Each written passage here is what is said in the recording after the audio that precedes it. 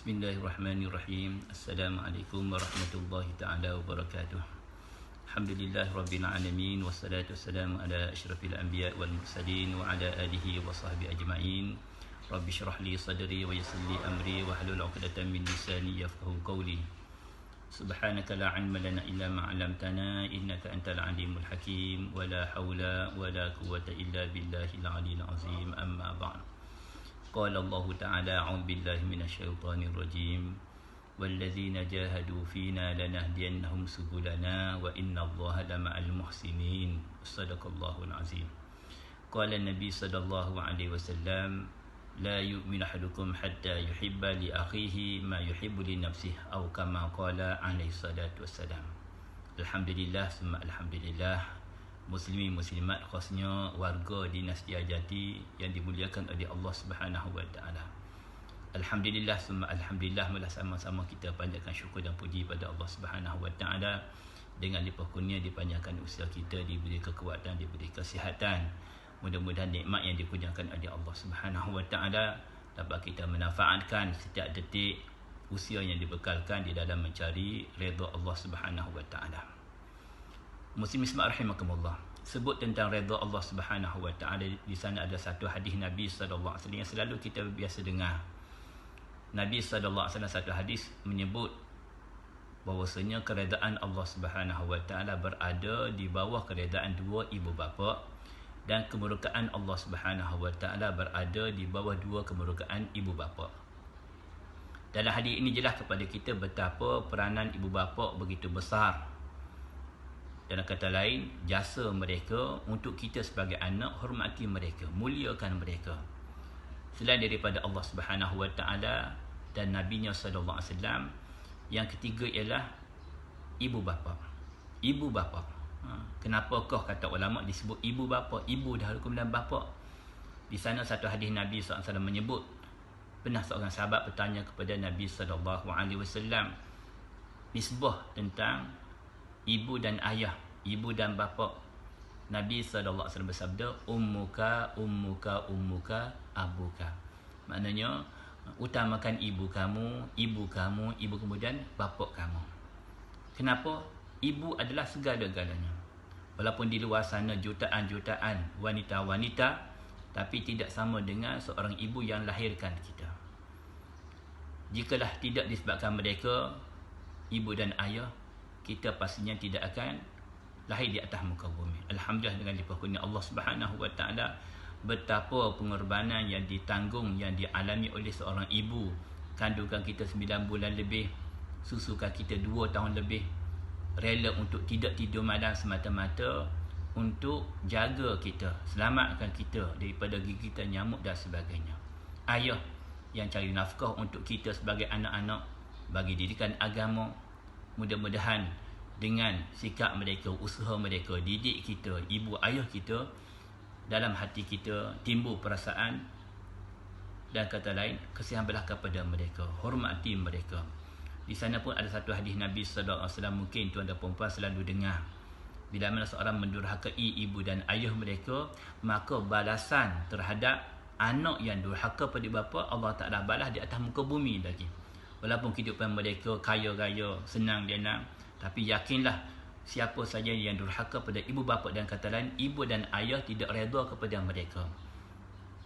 Sampai satu tahap ibu dan ayah tidak mengaku, maknanya anak-anak yang dilahirkan daripada perut ibu bukan anak mereka. Kenapa? Durhakanya mereka, sombongnya mereka, sehingga ada di kalangan anak yang sanggup sembelih ibu dan ayah.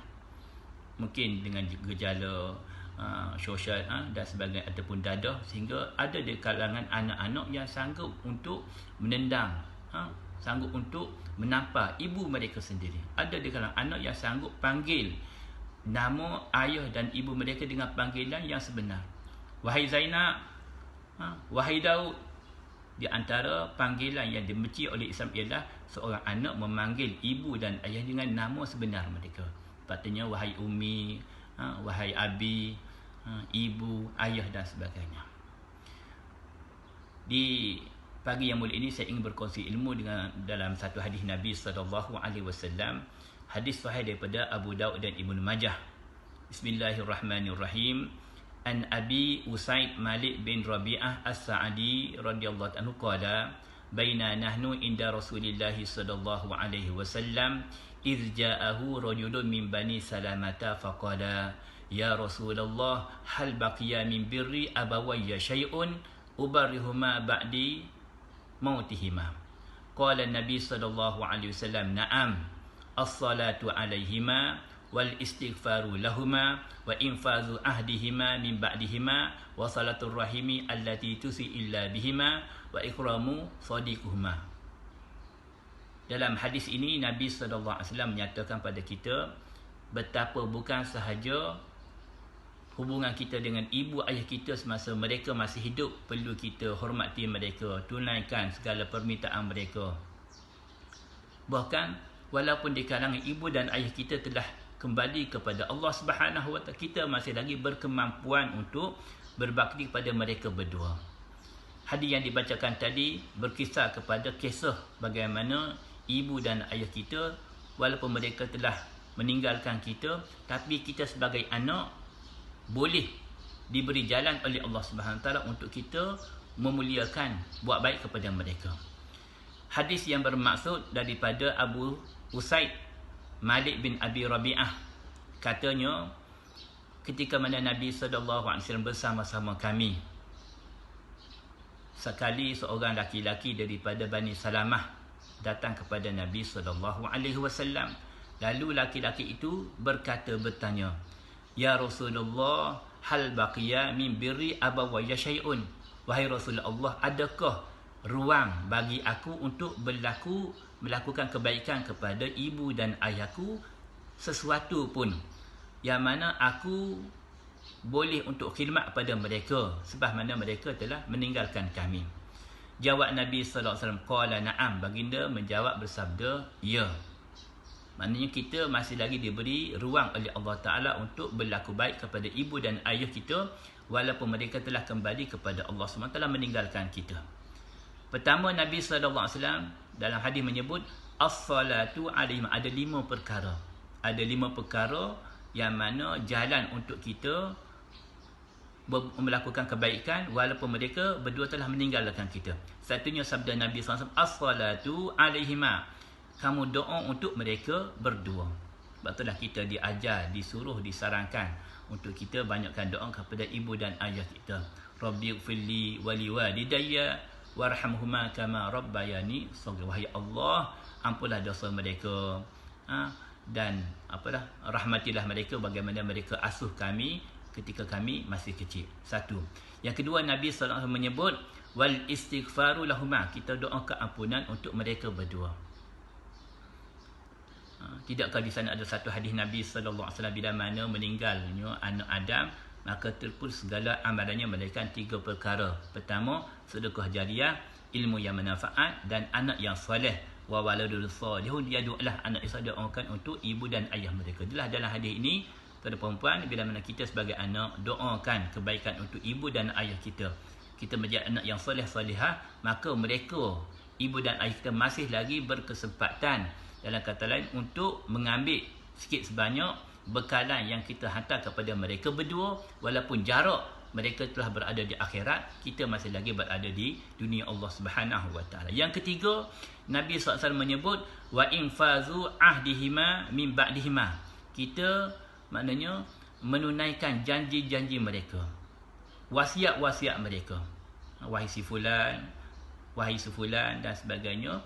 Bila mana ayah kita berjanji sesuatu, maka sebab itulah bila mana satu-satu jenazah, katakan ibu dan ayah kita, maka si anak bila mana sudah sembahyang jenazah, dia bagi tahu kepada khalayak yang datang, jemaah yang datang, makasih banyak-banyak di atas kehadiran solat jenazah ke atas ibu dan ayah saya sebagai wakil keluarga, adik-beradik yang lain, mohon maaf di antara apa yang berlaku semasa hidup arwah.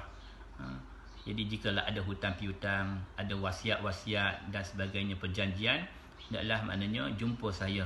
Mungkin ada hutang piutang, boleh menuntut dengan saya. Maknanya kita sebagai anak hendaklah menunaikan segala wasiat ataupun janji-janji ibu dan ayah kita bila sebelum mereka kembali kepada Allah Subhanahu Taala. 3. Yang keempatnya Nabi sallallahu alaihi wasallam menyebut wasalatur rahimi allati tusilu illa bihima. Hendaklah kamu menghubungkan silaturrahim dengan kawan-kawan ibu dan ayah kamu. Maknanya jikalah si fulan bi si fulan, si anu bi si fulan merupakan kawan rapat kepada ibu dan ayah kita, mereka telah kembali pada Allah Subhanahu Wa Taala, dan kawan-kawan mereka hendaklah kita hubung balik, jumpa mereka, ziarahi balik. Bawa keluarga kita, anak isteri kita jumpa. Inilah kawan lama, abah dulunya, begian-begian, kalangan ayah dan sebagainya. Maknanya kita melakukan kebaikan, kita menziarahi kawan-kawan almarhum, almarhumah ibu dan ayah kita. Jadi kita dapat pahala seolah-olah kita melakukan kebaikan kepada ibu dan ayah. Dan yang terakhirnya sabda Nabi sallallahu alaihi wasallam, wa ikramu sadiqihima. Nampak? Jadi kita memuliakan, maknanya kaum kerabat ataupun sahabat-sahabat ibu dan ayah kita. Pertama tadi hubung silaturahim, kedua kita ikram, maknanya kita memuliakan. Mungkin di kalangan mereka sahabat-sahabat kita, bukan kita ziarah, bahkan mungkin keperluan di kalangan mereka, mungkin anak mereka perlukan bantuan keuangan, contoh, kita bantulah sikit sebanyak untuk kemampuan kita. Maknanya seolah-olah maknanya kita mengganti tempat sebagai ibu dan ayah kita. Bagaimana mereka sebelum kembali pada Allah Ta'ala melakukan kebaikan kepada kawan-kawan mereka, bila mana ibu dan ayah kita meninggal, kita mengambil alih sebagai ibu dan ayah kita untuk menjalin hubungan baik, silaturahmi, ataupun dalam kata lain kebaikan yang kita lakukan juga berterusan kepada kawan-kawan ibu dan ayah kita. Ini di antara 5 amalan yang disebut oleh Nabi sallallahu alaihi wasallam bila mana ibu kita, ayah kita telah kembali pada Allah Subhanahu Wa Taala, tapi kita masih lagi ada ruang diberikan oleh Allah Taala melalui sabda Nabi sallallahu alaihi wasallam untuk mendapat, dalam kata lain, kebaikan yang kita bagi kepada ibu dan ayah kita. Adapun kita yang masih lagi mempunyai ibu dan ayah, berlaku baiklah kepada mereka. Mereka adalah segala-galanya. Bagi ibu dan ayah berada jauh daripada kita di kampung halaman, mungkin di Kuantan, mungkin di Kelantan, mungkin di Johor dan sebagainya, JDT, Johor dan sebagainya, paling kurang pun seminggu sekali, 2 minggu sekali, telefonlah tanya khabar ibu dan ayah kita. Minta doa daripada mereka berdua, doa keampunan mereka. Semoga Allah Ta'ala panjangkan usia mereka di dalam ketaatan. Mintalah restu daripada mereka untuk kita melakukan apa saja perbuatan. Kita nak temu duga, contoh, kita nak periksa jabatan-jabatan, apa saja yang kita nak buat, satu memulakan kerja kita, telefon ibu dan ayah, khususnya ibu kita, mak, umi, maknanya alung ataupun angah, esok ada temu duga, semoga ibu, semoga umi dapat doakan kebaikan untuk alung dan sebagainya. Jadi kenapa tidakkah doa daripada ibu dan ayah kita didengari oleh Allah Subhanahu Wa Taala, dimustajabkan oleh Allah Subhanahu Wa Taala? Doa daripada anak kepada ibu dan ayah, demikian juga lebih-lebih lagi doa daripada ibu dan ayah terhadap anak-anak mereka didengari oleh Allah Subhanahu Wa Taala. Betapa pengorbanan yang besar yang dialami oleh ibu dan ayah kita. Ibu kita kandungkan kita, lahirkan kita 2 tahun, dalam kata lain menyusukan kita. Kenangilah jasa-jasa mereka, dan tidak ada orang yang lebih besar pengorbanan atas muka bumi melainkan seorang yang bernama ibu, seorang yang bernama ayah. Dan kata lain, mereka lah punca asbab lahirnya kita di atas bumi Allah SWT. Mudah-mudahan kita mendapat taufik daripada Allah Ta'ala dengan 5 perkara pada pagi ini. Mudah-mudahan kita teruskan memberi kebaikan kepada ibu dan ayah kita walaupun mereka telah kembali kepada Allah Subhanahu Wa Taala. Yang baik daripada Allah Subhanahu Wa Taala, segala kekurangan daripada kelemahan saya, dan saya akhiri dengan kalimah yang mulia. Aqulu qawli hadza wa astaghfirullahal azim li wa lakum. Assalamualaikum warahmatullahi taala wabarakatuh.